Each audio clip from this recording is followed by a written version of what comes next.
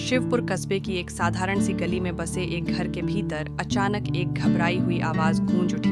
मोहन बोला, मम्मी, पापा, प्लीज उठो ना, आज मेरा एग्जाम है, टाइम निकलता जा रहा है, अगर अभी नहीं उठे तो मैं लेट हो जाऊंगा। मोहन की आवाज सुनते ही सुमन और महेश की नींद झटके से खुल गई। सुमन ने जैसे ही घड़ी की तरफ देखा, उसके चेहरे का रंग उड़ गया। घड़ी में पूरे 8 बज चुके थे। उसके मुंह से बस इतना निकला, हे भगवान, मोहन बेटा, तू तो उठ गया, हमसे कितनी बड़ी गलती हो गई। वो हड़बड़ाकर बोली, तू जल्दी जल्दी कपड़े पहन, मैं अभी नाश्ता बनाती हूँ। लेकिन तभी महेश की आवाज में झुंझलाहट घुल गई। ये सब क्या है सुमन, तुम्हें पता था ना आज इसका एग्जाम है। इतना भी होश नहीं रहा कि बच्चे को समय पर उठा देती। सुमन भी चुप रहने वालों में से नहीं थी। उसने पलटकर कहा, इसका क्या मतलब हुआ? क्या ये सब सिर्फ मेरी ही जिम्मेदारी है? आप भी तो मेरे साथ ही सो रहे थे, फिर सारी गलती मेरी कैसे हो गई? महेश बोला, मैं कल देर रात तक ऑफिस की प्रेजेंटेशन बना रहा था, पूरी तरह थक गया था। सुमन की आवाज अब भर्रा गई। और क्या मैं इस घर में सिर्फ आराम करती हूँ? घर संभालना, खाना बनाना, बच्चे की पढ़ाई, क्या ये सब आपको आराम लगता है? तभी मोहन रोते रोते बोला, मम्मी, पापा, प्लीज बस करो, आप ऐसे लड़ोगे तो मेरा एग्जाम छूट जाएगा। कमरे में एक पल के लिए चुप्पी छा गई। महेश ने गहरी सांस ली। ठीक है, ये बात बाद में करेंगे, अभी कम से कम बच्चे को तो जाने दो। सुमन कुछ नहीं बोली। उसने अपना गुस्सा और दर्द दोनों अंदर ही दबा लिए और चुपचाप मोहन को तैयार करने लगी। मोहन निकलते वक्त बोला, बाय मम्मी। हाँ बेटा, जल्दी जाना। सुमन ने मुस्कुराने की कोशिश की। मोहन चला गया। उसी वक्त महेश बाथरूम से बाहर आया और ऑफिस का सूट पहनने लगा। सुमन ने फुर्ती से एक प्लेट सजाई, 2 गरम पराठे, थोड़ा अचार और एक कटोरी दही। लीजिए, कुछ खा लीजिए। महेश ने बिना देखे कहा, अब मुझे कुछ नहीं खाना। क्यों, भूख नहीं लगी? पूरे दिन काम करना है, खाली पेट कैसे जाएंगे? महेश ने ताना मारा। कोई रोज 56 भोग तो बनाती नहीं हो। बस 56 भोग, यही वो शब्द था जिसने सुमन के अंदर दबी आग को भड़का दिया। उसने सख्त आवाज में कहा, अच्छा तो आज रात भूख लगे तो बाहर से खा लेना। आज ना रात का खाना बनेगा ना कल का नाश्ता। महेश गुस्से में बोला, तुम्हारी मेहरबानी के बिना भी जी लूंगा। इतना कहकर उसने दरवाजा जोर से खोला और बाहर निकल गया। दरवाजे की गूंज से दीवार पर टंगी तस्वीर तक कांप उठी। सुमन ने प्लेट उठाकर सिंक में ऐसे पटकी कि चीनी की कटोरी उछलकर जमीन पर गिर गई और पल भर में चकनाचूर हो गई। वो वहीं खड़ी रह गई। कटोरी से ज्यादा उसका मन टूट चुका था। वो बुदबुदाई, हर दिन सोचती हूँ आज सब ठीक रहेगा, लेकिन हर सुबह कोई नया इम्तिहान लेकर खड़ी हो जाती है। कमरे में अब सिर्फ सुमन थी। बिखरे कपड़े, उलटी पड़ी चादर, मानो उसकी अपनी उलटी पुलटी जिंदगी का आईना हो। वो चादर समेटने लगी, लेकिन हाथ से फिसलकर वो फिर जमीन पर गिर गई। उसने खुद से कहा, मेरी नींद उलट गई, मेरी सुबह उलट गई और अब जिंदगी भी। उसका गुस्सा बढ़ता ही जा रहा था। सुमन का गुस्सा अभी ठंडा भी नहीं पड़ा था कि दूसरे कमरे से शारदा देवी की आवाज गूंज उठी, सुमन, इधर आओ। आवाज में अपनापन नहीं, हुक्म था, जैसे किसी नौकर को बुलाया जा रहा हो। सुमन का दिल जैसे अंदर ही अंदर सिकुड़ गया। उसकी रगों में बची हुई आखिरी गर्मी भी धीरे धीरे ठंडी पड़ने लगी। वो बोली, जी माँ जी, आई? चाय बना दो, दिन चढ़ता जा रहा है, कुछ खाया पिया भी नहीं, पेट में जलन हो रही है। ठीक है, बनाती हूँ। सुमन ने सिर झुका लिया। हाँ, जल्दी बनाओ, कल रात से सिर दर्द है। तुम्हें तो पता होना चाहिए, लेकिन तुम्हें क्या फर्क पड़ता है? सुमन कुछ नहीं बोली। वो चुपचाप किचन में चली गई। उसके हाथ मशीन की तरह चल रहे थे।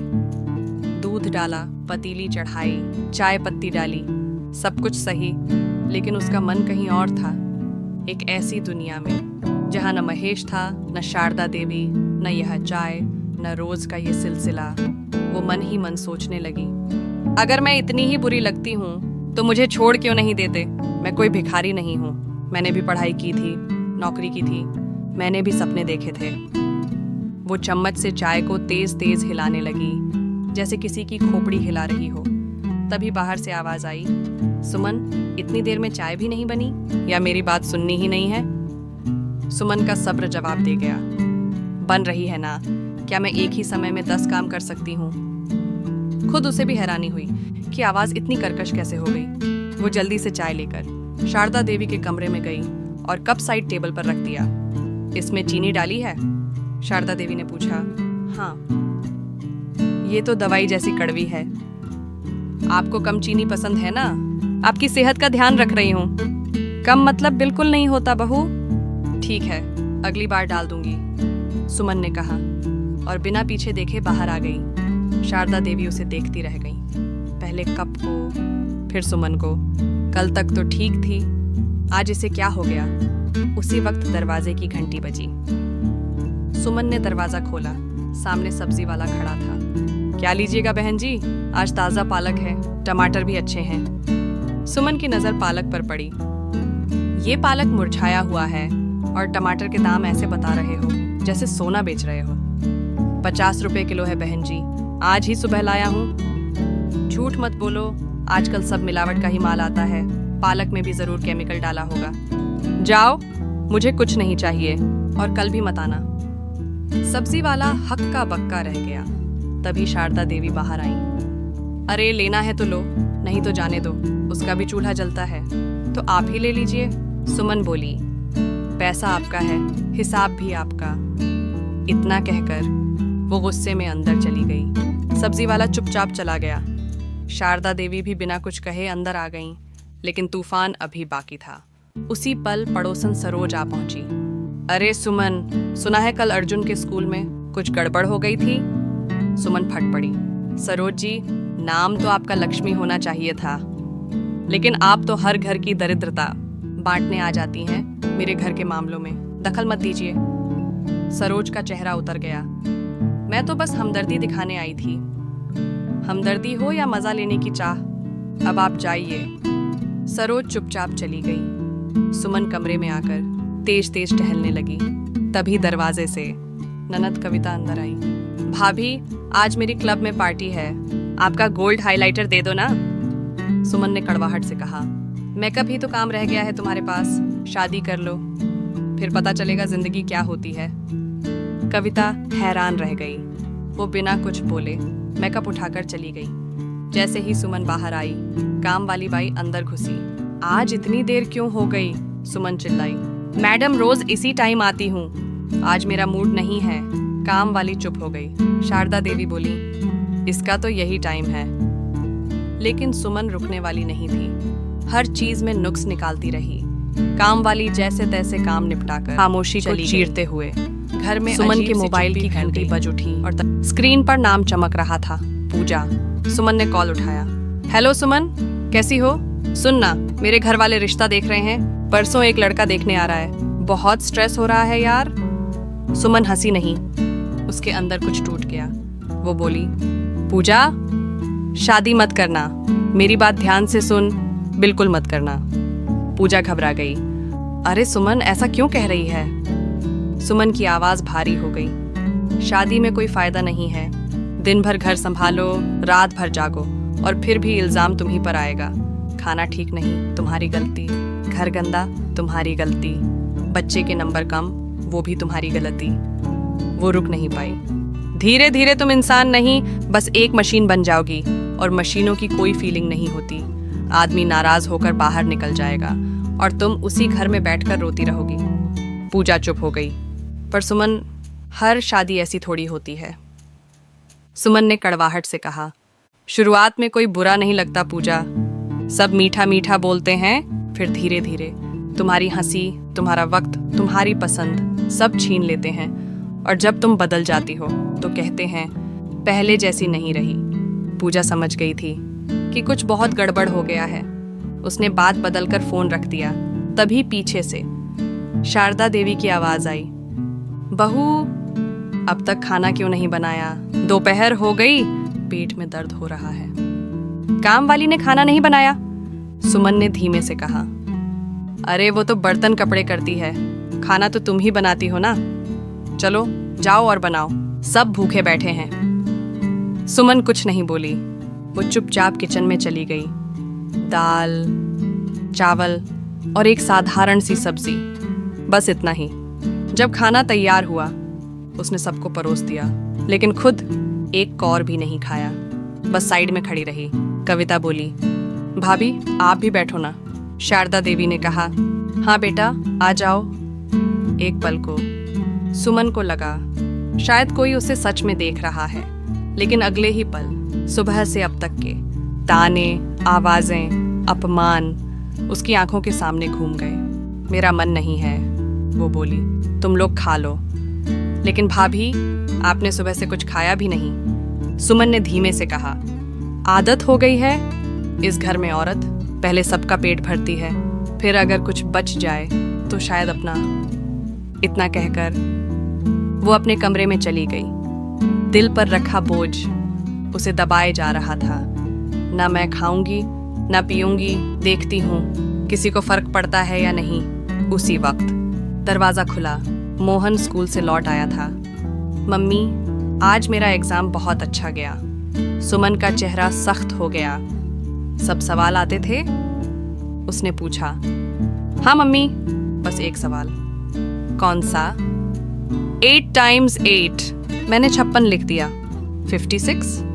सुमन तेज बोल पड़ी। 46 होता है। कितनी बार समझाया है। मोहन की आंखों में आंसू भर आए। तभी शारदा देवी आ गईं। बहू, अभी अभी तो स्कूल से आया है, ये क्या कर रही हो? उन्होंने मोहन का हाथ पकड़ लिया। चलो बेटा मेरे साथ चलो, तुम्हारी मम्मी आज थक गई है। सुमन वहीं खड़ी रह गई, अपनी ही हथेलियां देखती हुई। उसे खुद पर शर्म आने लगी। तभी उसका फोन बजा। स्क्रीन पर माँ का नाम चमक रहा था। सुमन टूट गई। उसने सुबह से अब तक सारा दर्द, सारा गुस्सा, सब कुछ अपनी माँ को सुना दिया। माँ बोली, बेटा इतना तो हर घर में होता है, सब्र रखो, सब ठीक हो जाएगा। सुमन की आवाज कांपने लगी। आपको मेरी बात समझ नहीं आती माँ, हर बार कह देती हो होता है और मैं चुप हो जाती हूँ। उसने फोन काट दिया, स्विच ऑफ कर दिया। कमरे में अंधेरा फैलने लगा और वही अंधेरा उसके अंदर के शोर को धीरे धीरे निगलने लगा। ना पति समझा, ना माँ, ना सास, ना बच्चा, तो फिर कौन समझेगा मुझे? वो बिस्तर पर लेट गई, छत को घूरती रही। वक़्त रेंगता रहा। तभी चाबी की आवाज आई। दरवाजा खुला। महेश घर आ चुका था। शाम कब ढल गई सुमन को एहसास तक नहीं हुआ। कमरे में हल्का अंधेरा फैल चुका था। वो बिस्तर पर चुपचाप लेटी थी, आंखें खोलकर छत को घूरती हुई, मानो वहां कहीं उसके सवालों के जवाब लिखे हों। तभी बाहर से चाबी की खनखनाहट सुनाई दी। दरवाजा खुला और महेश अंदर आया, एकदम सामान्य, जैसे सुबह कुछ हुआ ही ना हो। क्या हाल है सुमन? सब ठीक है। मोहन कहाँ है? सुमन ने जवाब नहीं दिया। महेश पास आया। अरे सुनो, कुछ तो बोलो, ऐसे चुप क्यों बैठी हो? सुमन के अंदर उबाल आ रहा था, लेकिन वो चुप रही। महेश बोला, सुबह की बात का ये मतलब नहीं कि शाम तक भी मन भारी रखा जाए। सुमन पलटी। तो क्या माफी मांगने आए हो या फिर ऐसे ही जैसे कुछ हुआ ही नहीं? महेश ने बिना कुछ कहे अपनी जेब से 2 मूवी टिकट निकाले और बिस्तर पर रख दिए। मैं तुम्हें सरप्राइज देने आया था। आज रात मूवी चलते हैं, वही नई एक्शन वाली जिसका ट्रेलर तुम देख रही थी। सुमन चौंक गई। सच में? वही वाली? हाँ, सब इंतजाम हो गया है। मोहन मम्मी के पास रहेगा। सुमन के चेहरे पर धीरे धीरे मुस्कान आ गई। गुस्से की बर्फ पिघलने लगी। वो तैयार होने लगी, एक अजीब सी उम्मीद के साथ। तभी उसका फोन बजा। पूजा थी। सुमन तू ठीक तो है ना? सुबह जो तूने कहा मैं बहुत परेशान हो गई थी। सुमन हंस पड़ी। अरे नहीं यार, वो सब गुस्से में था। शादी इतनी बुरी चीज नहीं है। जिंदगी भी डांस की तरह है, कभी स्टेप सही मिलते हैं, कभी नहीं। कभी ताल से ताल मिलता है, कभी नहीं। पूजा हैरान थी, इतनी जल्दी कैसे बदल गई। बाद में बताऊंगी, अभी मूवी देखने जा रही हूँ। फोन कट गया। जब सुमन और महेश घर से बाहर निकल रहे थे, वो दरवाजे पर एक पल को रुकी, पीछे मुड़कर देखा। शारदा देवी, मोहन और कविता तीनों मुस्कुरा रहे थे। Bye mummy. बाय बेटा। दरवाजा बंद हो गया। अंदर शारदा देवी बोली, आज तो बहू ने पूरा घर सिर पर उठा लिया था। सब्जी वाले से लेकर काम वाली तक किसी की खैर नहीं थी। कविता हंसते हुए बोली, अच्छा हुआ आपने भैया को दोपहर में ही फोन कर दिया। शारदा देवी मुस्कुराई, मैंने कहा था तेरी बीवी ने सारे रिश्तों में आग लगा दी है, अब तू ही बुझा। महेश बोला, वरना ये ड्रामा कई दिन चलता। शारदा देवी ने ठंडे लहजे में कहा, यही तो पति पत्नी का रिश्ता है। सुबह सूखा तो शाम को बारिश, रात को तूफान तो सुबह हरियाली, और इसी तरह जिंदगी चलती रहती है। सुबह की लड़ाई, दोपहर की खामोशी